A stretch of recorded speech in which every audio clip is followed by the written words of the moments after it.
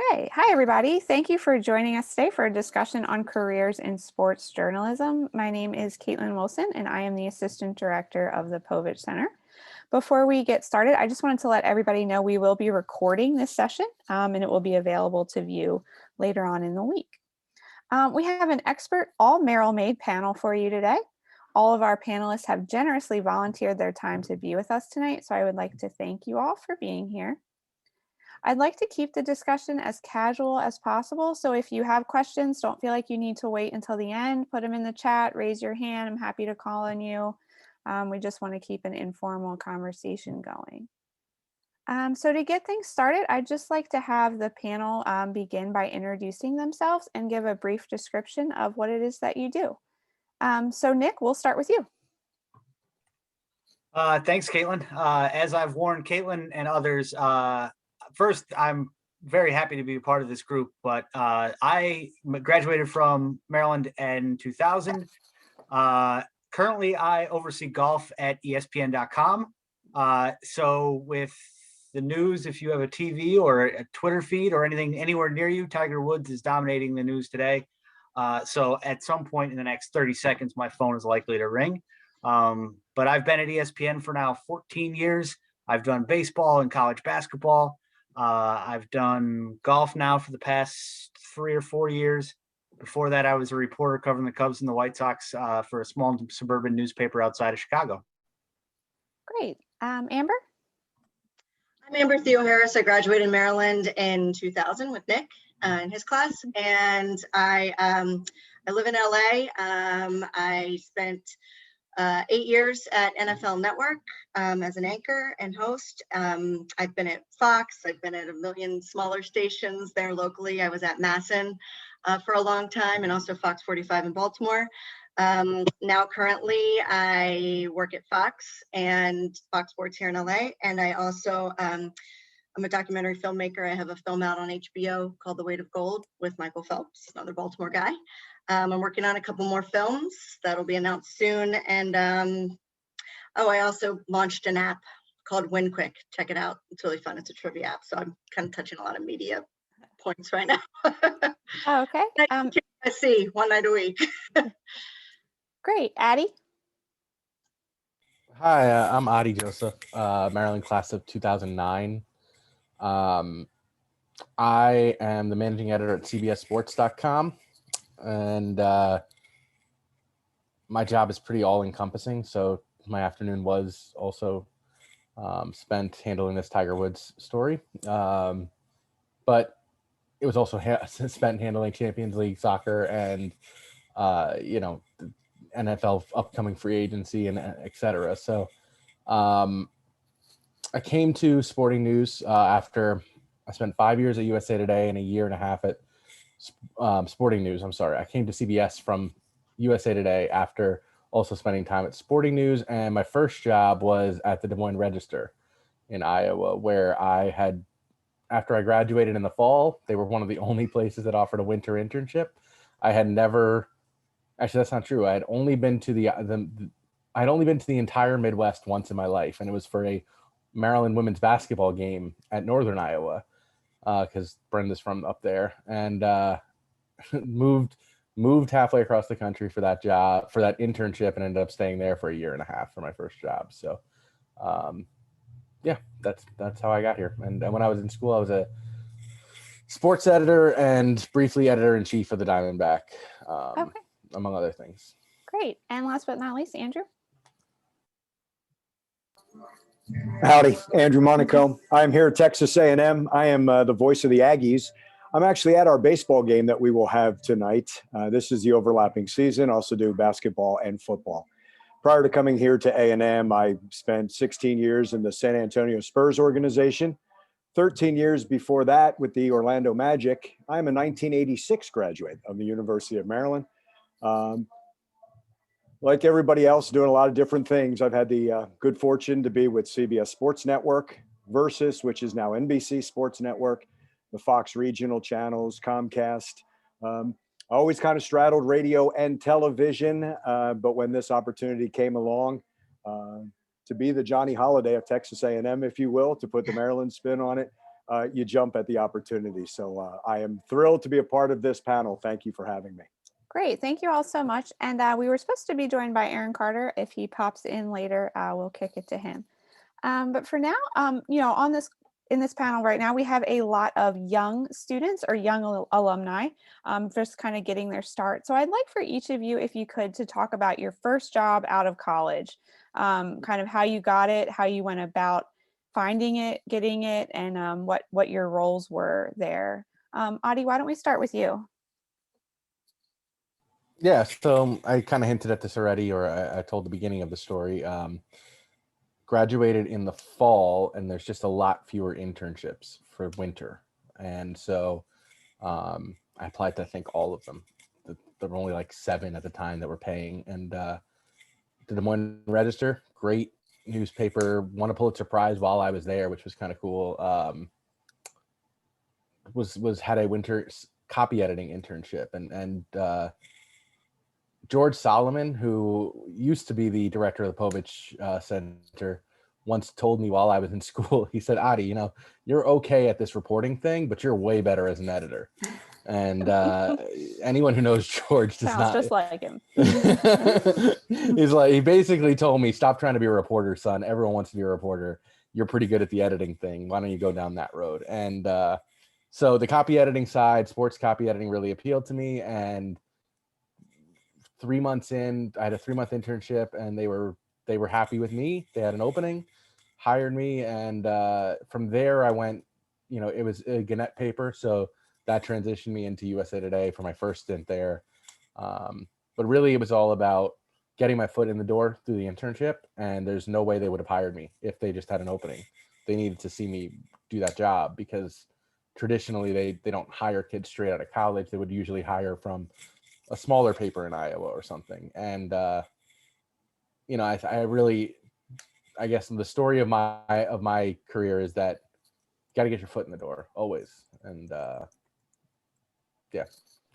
got me to where I am, I guess. Great. Andrew, what about you? First job out of college. There we go. Hitting on mute. I'm sorry. First job out of college, Atlantic City, New Jersey. I'm living there after I graduated. And I'm listening to the sports talk station there, and I hear that Greg Gaston, who graduated 2 years ahead of me, is leaving for his first television job in Salisbury. I called the sports director right after that show was over, interviewed on a Tuesday. I think I was hired by the next Friday to be one of the sports talk show hosts. That lasted for about 10 months, and he got fired. And they always say, if you haven't been fired in this business, you haven't been in this business. I'm glad I got that out quickly. But that was the first one. I have been very fortunate, right place, right time. I don't know why I was listening to that talk show. I hadn't that week until that day. You hear that, take advantage of that.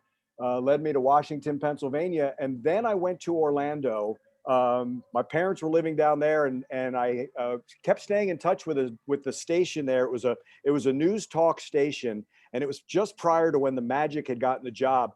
They were in the running for getting the rights to the Magic. I stayed in touch with the news director, called her about once every month. She told me later I was such a pest that I had to call you when there was an opening, and I got a chance to go down there, and I worked there for about 6 months as a morning sports host, and then I went over to the Magic and became a broadcast coordinator there. So again, other things later on, but that's the beginning. But if I write a book, it's going to be right place, right time for sure. That's great. It's definitely a similar theme that we hear in talking to a lot of people. Timing has a lot to do with it. Amber, what about you? First job out of school?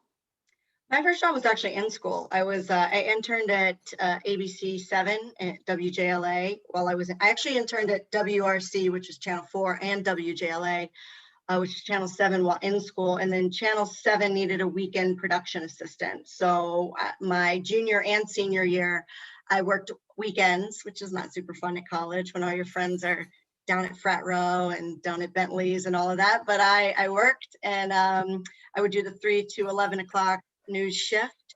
And that kind of really got me in. I attached myself to some people that became mentors. But I always wanted to be on air. So when I graduated in 2000, I had a reel to send out because I would like bribe the editors at Channel 7 with beer and whatever they wanted, just to cut me a reel so I would have it. Because back then, and you guys have this great technology and everything, and we were still doing linear editing. So I wasn't very good at it. So I had them cut me something, and I sent it out, and I actually ended up getting a job on air 2 months after I graduated in Salisbury, Maryland. So I wasn't that far from where we lived, but it was definitely a culture shock going to the Eastern Shore. I'd never really spent time out there, and covering agriculture prices and soybean crop, and I learned a lot about agriculture because I was a general assignment reporter. I always wanted to do sports, and I left there. I went to News 12 Long Island about 2 years after being in Salisbury. I was at News 12 Long Island, and then I went to Channel 4 New York, all news. And it wasn't until 2004, so 4 years after I graduated, I got a job in sports in Columbus, Ohio, weekend sports anchor covering the Buckeyes, and then it took off from there. That's great. It's really interesting too to hear, you didn't necessarily land in sports right away, but, didn't shy away from the opportunity. I think that speaks well to the importance of being well-rounded, and also sticking with it till you land where you want to. There was still a lot of sexism in the business. This was just, it was barely out of the 90s, and women weren't anchoring a lot in sports. I had like Linda Cohen, I think Cohen was all I had to look up. I don't really remember a lot of women around that time. And so, yeah, I think there was, especially in those smaller markets, I'd been in doing TV for 4 years before I went to Columbus, and I was the first woman to ever anchor sports in the entire state of Ohio. And they gave me some plaque that said that, and I thought it was the saddest thing ever. It wasn't something I was proud of. This is pathetic, but yeah. Okay, Nick, first job. So took me 6 months after I graduated, I think, to land my first job. Over those 6 months, I was still doing high school sports and answering phones about 6 feet outside of George's office at the Washington Post. Mm-hmm. And then I got a job covering, basically the idea was for me to be covering everything at a small paper outside of Chicago called the Northwest Herald. My first assignment was to write about a miniature golf course. And then 2 weeks later, they gave me the White Sox and the Cubs. So I did that for 7 years. I lived right across the street from Wrigley Field in one of the rooftops. So family came to visit my apartment and not me. They will argue otherwise, but it's just not true. So I was really fortunate. I had a really good job at a small circulation paper with a good reputation that at that time newspapers spent a little bit of money, and it was a really small place, but I covered Illinois Final Four, Cubs and White Sox, Notre Dame football, the Bears. I was there the night of Bartman. So I got to do a lot over 7 years, and then eventually moved over to ESPN and became an editor. That's great. Something that Amber mentioned that I'd like to follow up on a little bit here too is, the unpredictability of sports. In a lot of nights and weekends, they don't stop for Christmas. They don't stop for Saturdays and Sundays. So I'd like to start here with Nick, because you're experiencing a little bit of this today, whereas unsure if you were even going to be able to make it tonight. So just talk a little bit about, how you have to be ready to kind of go with things and go with the flow. And yeah, I mean, I didn't expect this today, obviously. I'm an adjunct at Quinnipiac. I've been doing it for the last 8 years. Class tonight will be Zoom, and we'll see how long I last on that one. I told Caitlin I was supposed to be doing this from campus with a mask on because I was supposed to be over there for class at 6:30, and it's 45 minutes from my house. But this happened, so it's the second time I think in 9 years where I'm gonna have to make a class adjustment on the fly. But I was a reporter, and I was there when the Bulls fired Tim Floyd on Christmas Eve just to basically spite everybody. I've called off, family dinners or dates or whatever along the way, because you never know what's going to happen. This obviously was the last thing I expected tonight, and it's going to last for a few days or weeks at least, with based on what the early reporting looks like. So there is a unpredictability to this business that is both the best part of it and at times the worst part of it. Yeah, Amber, do you have anything to add since you kind of touched on that earlier? I mean, yeah, exactly what Nick says. I mean, especially when you're starting out, you can't say no to anything. You can't afford it. You're not going to develop in this business. So you say yes to everything. And sometimes that means working the late shift until 11 and then getting up. Like I remember sleeping on a news director's couch. And then because I had to be up to do morning hits for the 5 o'clock morning news. So yeah, and sports take place on the weekends. You know, it's college football Saturday, it's NFL Sunday. I did baseball for 5 years, where I did 152 games out of 162 games, traveling from city to city. I mean, it's relentless, and I missed that's when you're in your I was in my late 20s at that time, and you miss everybody's weddings, you miss family events, you miss babies being born, baptism. I mean, you miss everything. But it was what I loved, and it's what I wanted to do. So it's a decision you have to make very young if you're cut out for it. This is a business that's not for the faint of heart. But if you love it, you'll never want to do anything else because you can't. You know, I will always be a journalist. I'll always be a storyteller. I'll always connect it to sports somehow because it's just in my blood. But the one point I wanted to make about sacrificing in time, especially once you get a little older and you have to make the decisions of having a family, which I have 3 kids, then it becomes hard again. And it's not just you that you're missing out on social stuff and fun stuff.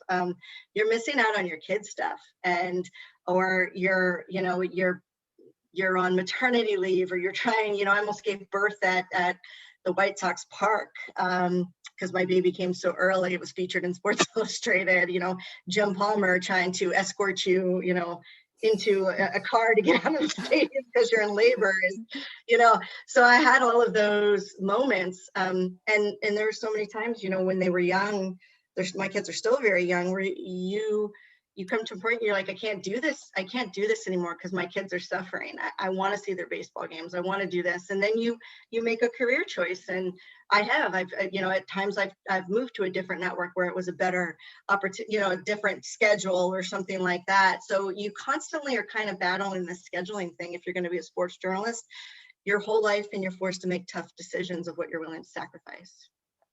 Great. Adi, I'd like to come to you for a second. I know you were heavily involved in the Diamondback when you were a student. A lot of our students on here now are also working for the Diamondback. Can you talk a little bit about your schedule there and what you did with covering sports when you were there? Man, my schedule there. Well, before I get to that, I do want to just add to Amber's point. Almost every night after my daughter was born, for the first 6 months, I learned that I could take a tray table and put it over me and have her sleep between my legs and work basically on top of her. So I would stay up till 2-3 a.m. to catch up on everything that I had missed because, I have one kid. Try doing that breastfeeding. I'm sorry, I don't mean to jump in, but no. Breastfeeding, writing your story or on a plane. I've actually been on a plane with a baby going to a gig and trying to write my notes while I was nursing. So, hashtag things the male journalists don't have to worry about. Believe me when I say and to your point earlier, sexism very much still alive, just kind of taking different shape these days. But look, the reality is you got to sacrifice. And I can actually answer your question through the same prism, because when I was at the Diamondback, bluntly, maybe I shouldn't say this on an official University of Maryland call, but what suffered was my grades. I was not a straight A student. I was not a straight B student.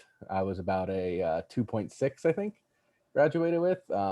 But I did that all, I guess, in the sacrifice of trying to constantly improve myself outside of my class. And actually, in my journalism classes, I did well. It was all the other classes that I didn't give. I don't want to curse on this. It was all the other classes that I didn't care quite as much about. And, the reality is I made sacrifices in that way because I was working 40, 50 hours a week for the Diamondback on top of classes. I was when I was sports editor, I was also writing columns regularly, and I would get to the Diamondback as soon as my last class that I actually planned to attend was over, and I'd basically stay there until the end of the night, and I'd try to get a little bit of homework done if I had any lulls. It consumed me. I don't recommend that life, but that was unquestionably something that I've kind of carried through is a work addiction that I inherited from both my parents, actually, and fortunate enough to have two work addicted parents. And I think the reality of this industry, unfortunately, is that there's so many people who want to get into this industry, and there are so few jobs, and every year the number of jobs dwindles. And you do have to prove that you are more flexible. You are willing to work on Christmas Eve. You are willing to almost have a baby at a White Sox game, because there's going to be someone else who's willing to do exactly what you don't want to do. And so it is kind of a reality of this industry. It's an unfortunate reality. It's one that, as a manager, I have really pushed my staff to do what I didn't and what I don't, which is take that week off, to use your vacation. Don't log in on the middle of the night when you have another capable person who can handle the story just because you feel like it should be yours. But at the same time, I understand that drive, and I have that drive myself. So you need that drive, but you also probably need to moderate it and learn how to have a life beyond it. Particularly, again, once you have kids, it is a total game changer. And I unquestionably spend less time working now because and try to work smarter as a result because I have a kid. Okay, and just before we move on here, I just want to remind anyone, if you have a question, you can put it in the chat, and we'll definitely get to it. Andrew, I wanted to go to you to talk a little bit about the day-to-day of your job.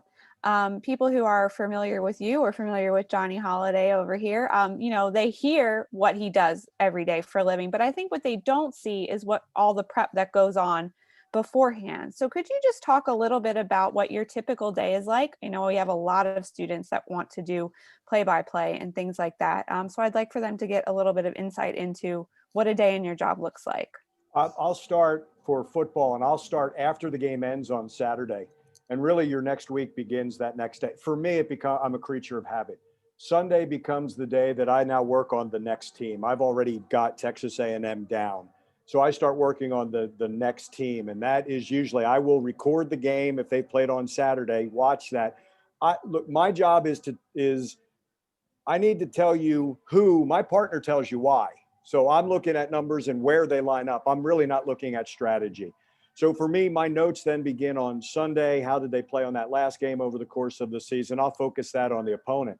Monday becomes the day to go to practice. And then Monday also becomes, for me, there's a couple things start going on. I've got Jimbo Fisher's show then on Wednesday, and we usually do that at a venue.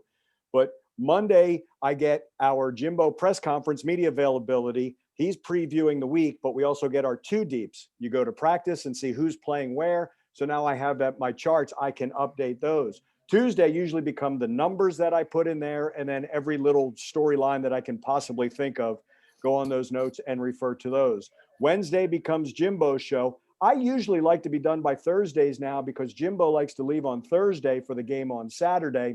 Friday then becomes our social media day here, where we are able to preview if we're on the road from that stadium or we get a player. Friday morning's also a chance to talk with some of the coordinators and some of the players by time you get to Saturday.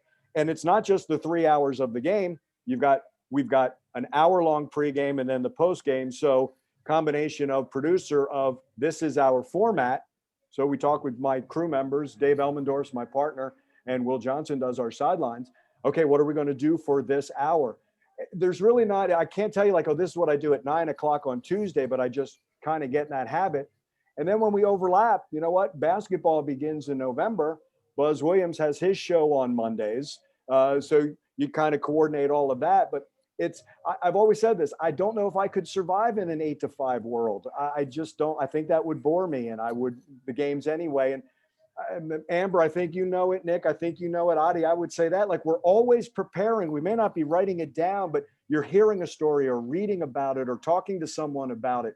There's always that kind of preparation that kind of feeds into that. But I try to get myself in a routine if I can.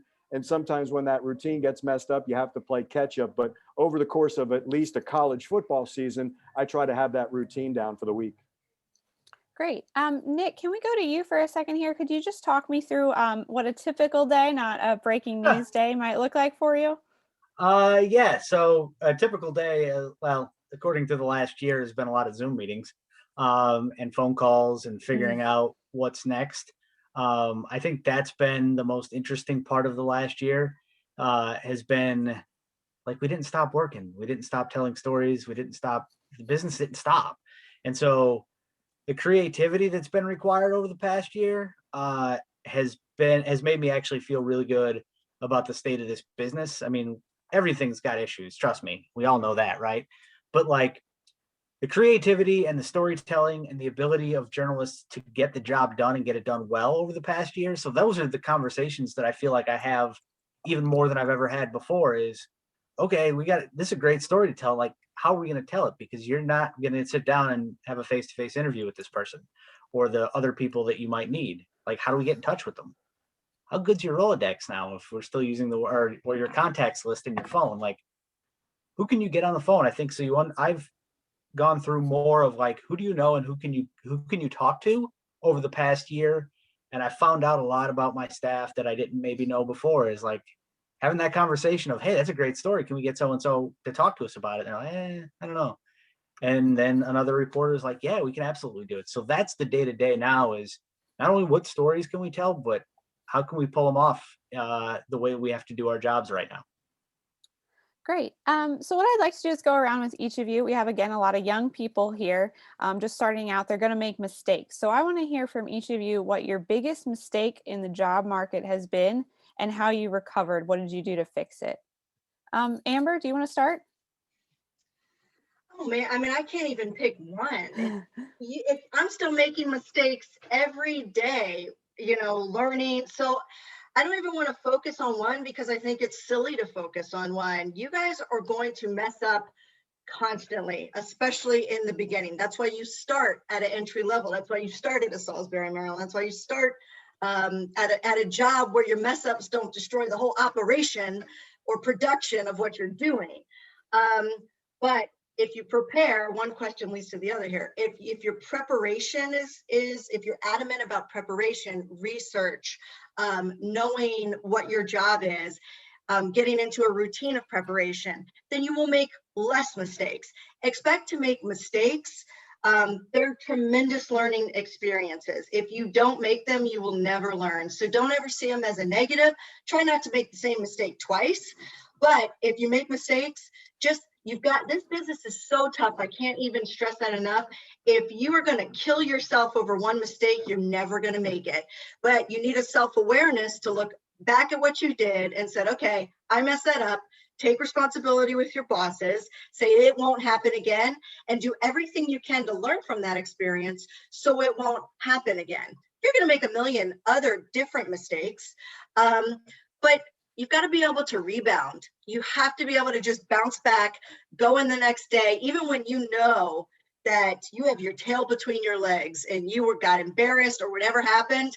Still got to put on a tough face, walk in there with your chin up and say, I'm going to kill today. That's all you can do in the business, and do that day after day after day and try to learn from your mistakes. So many people focus on like mistakes. I'm like, don't worry. Your ability to bounce back from mistakes is more than if you make them or not, because you're going to make them. I make them every day, especially now in filmmaking. I'm learning so much about that world, and I make the mistakes, and I make sure that I don't make it twice. Adi? Yeah, I mean, number of mistakes. I mean, the weird part is how many of them I can remember so vividly. What's one in particular, and can you think of how you fixed it? Yeah, early in my career, I misspelled a guy's name to be fair, his name is almost as complex as Nick's last name. But I misspelled a last name in an obit. And Ooh.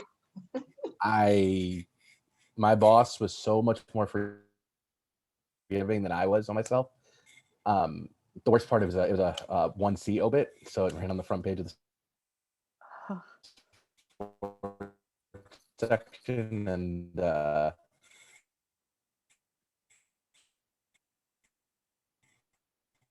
think can other people, are other people losing? and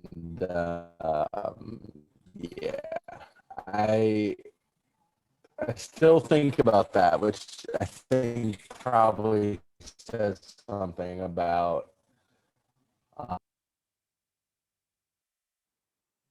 Looks like Addie dropped off. Hopefully we'll get him back. Andrew, what about you? Let's see. After one of the practices with the Magic, interviewed Dave Corzine. Felt great about the interview. Walked out, realized I didn't hit record. How do you fix that? Hello, Dave. I didn't hit record. Can we record it again? Thank goodness he was good. You know what I mean? Stuff like that. I'm with Amber. You're going to make them. They're not critical. If you're with the right organization, there's going to be a leeway. But I'm with Amber on this. You make that mistake, and guess what? I hit record. I make sure that I do that. It's a hard way to learn, but it is the way to learn. Look, you work with Greg Popovich long enough with the Spurs, you know, you better ask a question. You know what I mean? It's you don't have to tell Pop how much you know. Ask him a question. Don't give him the old, hey, Pop, they say, rumors are out there, stuff like that. Everybody always asks me, have you ever been popped? I said, the one thing that has helped me is I never have to talk to Pop at the end of the first or the third quarter while he's working.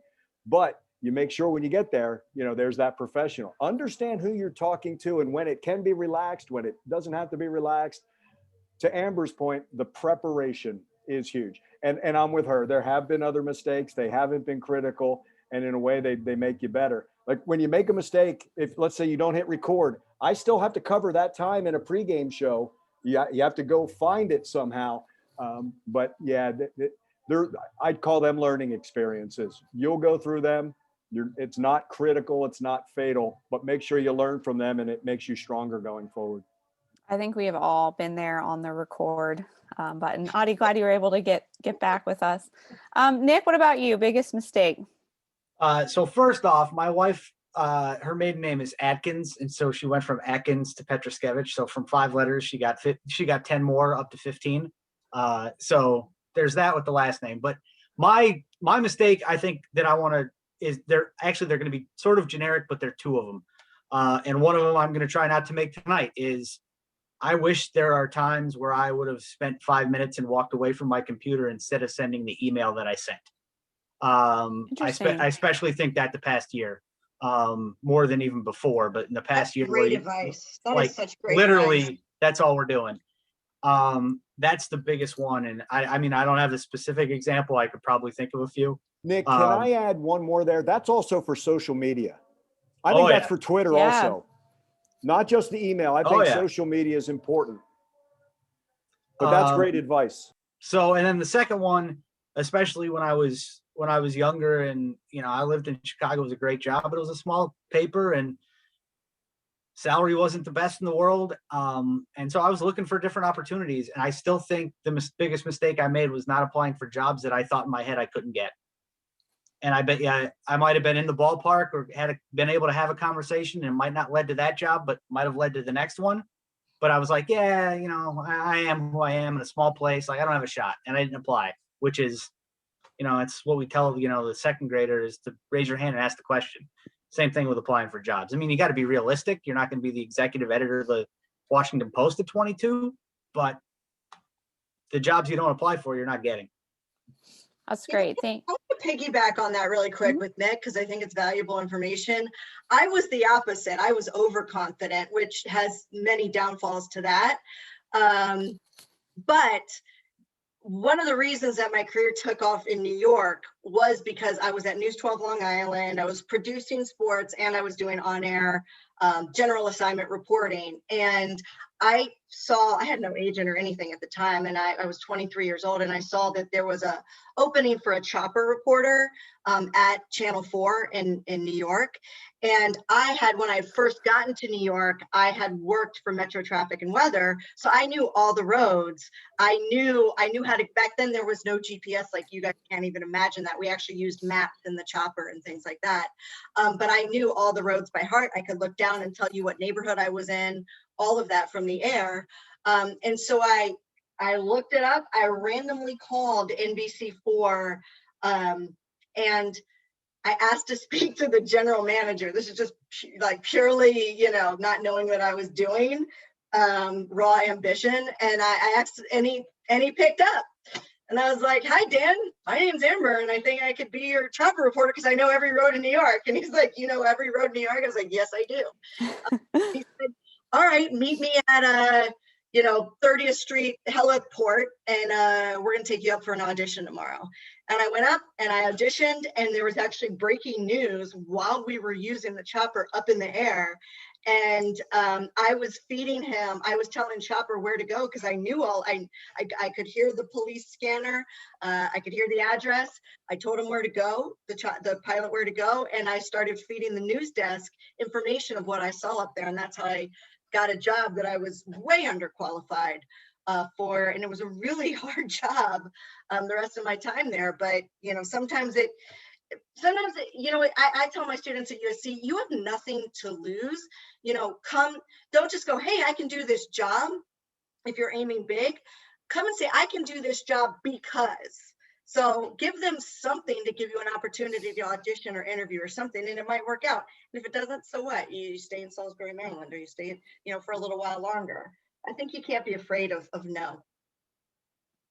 Great, thank you so much. We have about 10 minutes left, so I'd like to open it up to see if there are any questions from anyone.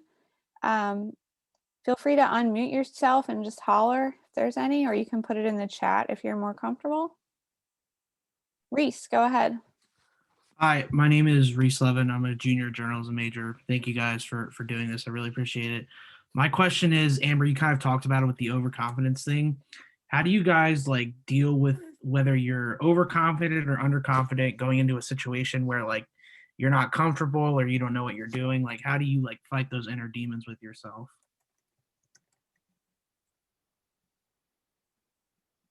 That's where the preparation comes in. For teams that I don't know, I'm going to talk to as many people as I can.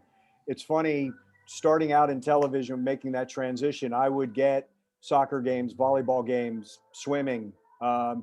And there are some people like, "How can you do that?" I said, "You know what? I'm getting the same rate whether I'm doing a Magic game or whether I'm doing this." And I found out that the coaches or the players, they were so giving of information because we were covering them at Sunshine Network at the time in Florida. And I've never lost that. Even when I had the college game, the head coach wasn't going to give me anything. But I'll tell you what, those position coaches love their players. And it was the same thing that I was finding with women's soccer. They could not say enough about their players. I think it's that preparation. Don't be afraid to ask. I think this is to Amber's point. Don't be afraid to ask that question. And also understand that hiring process. I learned this a long time ago. You could be wearing checks and they're looking for plaid. Yes, it's personal. You hate to get turned down for a job, but sometimes they're looking for something else. But you never know when you apply for that. If they like you, something may come from that. To Nick's point, you don't know 2 steps down the line what that job is. You may impress somebody. He or she may go to another place and say, "Hey, I remember Andrew. We had a really good interview. Let me give him a call because we have something like that." I just think always be prepared. Don't be afraid to ask, putting yourself in the situation. Don't be afraid to say, "I don't know. I want to learn." I think people will help you a little bit more because you're willing to learn about what you're covering. Great. We have a question here in the chat from Adrian. For Amber, how did you make the switch from news to sports, and was that a difficult transition? Look, none of you are going to be, hi, Adrian, by the way. I love seeing the women on this. I think you're not going to do the job you want to do right out of college, right? So you've got to figure out a path of how to get there. So just say yes to, I had a mentor say, "Does it have a signal?" will your face be on TV? Then say yes, doesn't matter where it is.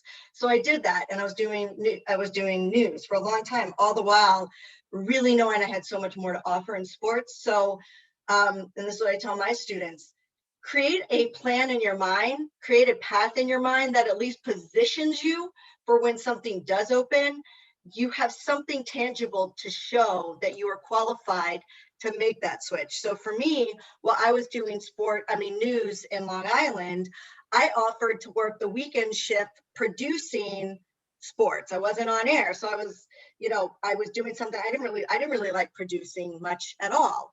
But I offered to do it for free.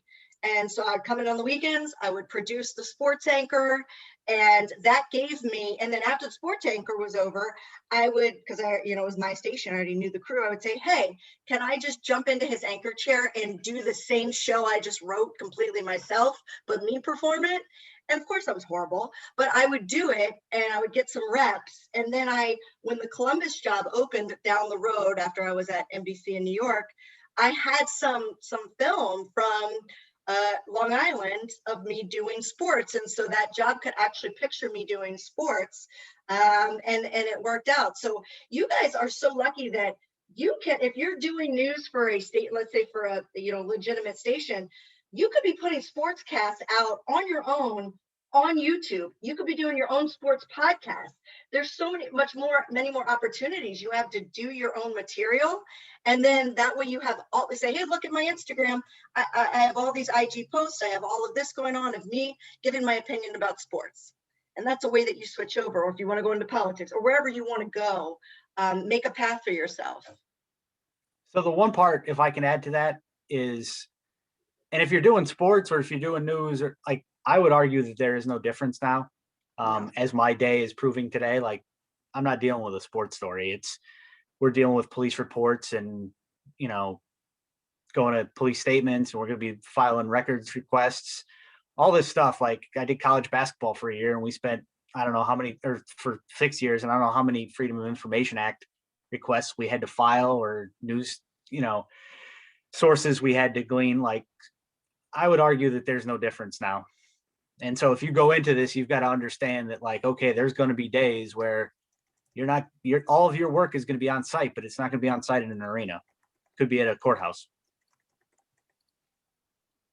Great. Are there any other questions from students? Please holler. And I also want to point out that Andrew put his email in the chat if there's anyone who wants to make sure to note that down. Let me put mine in too. Any other You can questions? have my email address if you can spell my last name. Looks like we have. We have a question from Ashcan. It said, for whoever, how patience and persistence, what kind of patience and persistence do you have to stay in this industry? I think we touched on a little bit of that, but does anyone want to take that? Yeah, this kind of dovetails I think all these conversations kind of dovetail in similar themes, but I was thinking today about the fact that our lead golf writer, Kyle Porter, who's in my opinion one of the best golf writers in the industry, like 10 years ago, this was a hobby for him. He ran an Oklahoma State site, and he did some golf writing on the side, and he also was a financial analyst for his primary job. And now he's the lead golf writer for CBS Sports, and he's going to be on the CBS Evening News tonight to talk about the Tiger Woods situation. And it's perseverance is the story of this industry. And everyone, whether you're someone who's fortunate like I was, that I've basically been gainfully employed in sports journalism since I graduated college, and I realize how incredibly fortunate that is. But I also had to move all around the country for various jobs, and had to basically live a life where, in some cases, in those instances where I knew no one other than my coworkers. And there's a level of perseverance for every person. Knowing a lot of people who have been laid off at various points in their careers, there's always the draw of, let me get out of this industry and into something more stable, but there's also always the draw of this industry. And and the lifeblood of this industry is that sort of rush you get when you have a big story, when you have, generationally talented golfer getting injured in a car crash, that, you want to go and find out more about it. And that's, you want to go and you want to be the one to tell people what's happening, because everyone wants to know what's happening. I think if you don't have that, it's probably really hard to maintain that drive. And so you do, I feel like you need to be passionate in this industry. If you're not, it's not going to go well for you. This isn't an industry for people who aren't passionate. Great. I think we have time for one more question. Aaron, do you want to go ahead and ask yours? Yep. So I had a question for any of you guys. If there's a way, kind of like you talked about the passion, do you find it hard to be able to separate your passion as a fan for sports and then sports as a job? If you lose the love for it, don't do it any longer. You can still be a fan. It's funny, with the teams that I have worked with, I sometimes, and I've done this with coaches at times, there could be a player who comes in and just comes in and crushes the Spurs or crushes the Magic or whomever. It's like, as a fan of the sport, that was a pleasure to watch. As a fan of the team, that was really tough to watch. You should always enjoy it. I've always said this is personal. The day that I come to the ballpark, that my heart's not racing, I'm done. When it's not when game day is not exciting, I'm done. But even then, when the preparation becomes a chore to me, my joke is, they call it play by play, not work by work. I get to play for a living. You know what I mean? I get to play for a living, but there's that seriousness. Enjoy what you're doing. It's not life or death. I hate to say that. Wins and losses are not life or death. People invite me into their homes, into their ears, onto their phones, onto their laptop. To me, I take that as a privilege. They've invited me. I am now a guest. You sometimes have to separate. Look, I can't control what happens on that field. To Amber's point, we're storytellers. They're not our stories, though. There's somebody else's story that we have the privilege of telling. Always enjoy it. Always make sure that you remain that fan, and don't let it grind you down. But remember, there are a lot of people, not just want our jobs, people coming here to watch this game and enjoy the game and to get a chance to do that. I feel when it's no longer enjoyable, that's going to be the time when I get out, and I just hope that never happens. And look, I've covered, I traveled with the team I grew up loving, with the Orioles, and then I also covered the Ravens, and then covered them at a national level too. And it was two different things. But it's like Andrew was saying, just your passion for sports should never be hidden. That's what makes you great. That's what makes people want to watch you, is they can feel that excitement. If you try to suppress that, your fans will not watch you. They will not be interested in it. But there are ways, I've covered Thursday night football where I'm sitting up there and it's the Ravens playing on Thursday night football and they've lost. And I do a post-game interview with the winning, the player of the game that's not the Ravens. And I have just as much excitement because it was a hell of a game. And I have just as much excitement because I want to know as a fan, like, wow, how did you get around Terrell Suggs? And I love Terrell Suggs. Terrell's a friend. But as long as you keep it about facts and what happened on the field, and you're naturally not going to sound like a homer, just avoid saying things like we. Like if I had Ray Lewis up on the set, I wasn't like, wow, we really want a good one, Ray. Like that's unprofessional. But you can say, wow, this was a big win for the Ravens, so you're still a professional, but don't ever try to lose your fandom. Andrew was so right. Like that's the day. Just put me out to pasture. Okay, I just want to say thank you all so much for joining us. We so appreciate the time. I know I speak for the students when I say thank you very much. Also to the students, as I said, everyone here volunteered their time. They want to talk to you. They want to hear from you. They shared their email address. So please reach out, take advantage of these opportunities. As they all said, this is how you make connections and how you can get ahead in such a competitive industry. Before we sign off, I just want to throw things to Katie real quick for a reminder about what's coming up next. Great. Thank you so much, Caitlin, and thanks to our whole panel. I think there was a lot of a lot of advice there that is really applicable to anything in journalism, not just sports. So I thank you all for your wonderful insights. Just a note that we have 2 more panels coming up this week as part of our Alumni Career Week. Tomorrow we have a panel on freelancing careers, and Thursday's panel is on government and nonprofit communications careers. And we're recording all of these, and we'll be sending around an email on Friday to anyone who registered for any of them with a link to all of the recordings. So if you missed one of them, you'll be able to have access to any of them. So we hope to see you online for those. And thanks again to our panel and to everyone for joining us. Thank you. Thanks, for having me. guys. Take care and stay safe. Thank you.